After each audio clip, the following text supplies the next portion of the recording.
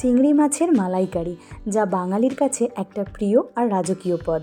নারকেলের দুধের ঘন গ্রেভি আর বড় বড় চিংড়ি একেবারে জমিয়ে দেবে দুপুরের ভাত। এখানে আমি 6 পিস বড় সাইজের চিংড়ি নিয়েছি। প্রথমেই একটা কাঁচির সাহায্যে চিংড়ির মাথার দিকের সুরগুলো কেটে নিয়ে গায়ের শক্ত খোসাটা ছাড়িয়ে নিয়েছি। এবার ভিতরে সুতোর মতো কালো অংশটা বাদ দিয়ে ভালোভাবে ধুয়ে পরিষ্কার করে নিয়েছি। বাকি চিংড়িগুলোকেও ঠিক একইভাবে ধুয়ে পরিষ্কার করে নেব। এবার পরিমাণ মতো নুন আর হলুদ মাখিয়ে 10 থেকে 12 মিনিটের মতো রেখে দিয়েছি।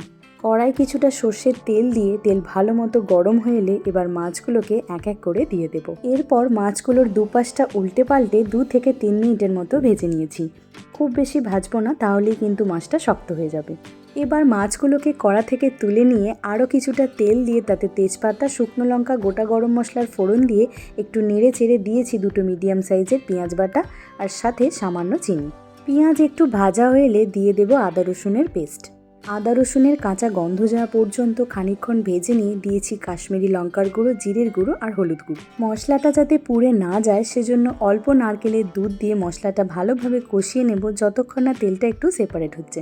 এরপর বাকি দুধটা দিয়ে ভালো করে মশলার সাথে মিশিয়ে নিয়ে একটু ফুটে উঠলে ভেজে রাখা চিংড়িগুলো এক এক করে দিয়ে দেব। আর দিয়েছি স্বাদ মতো নুন।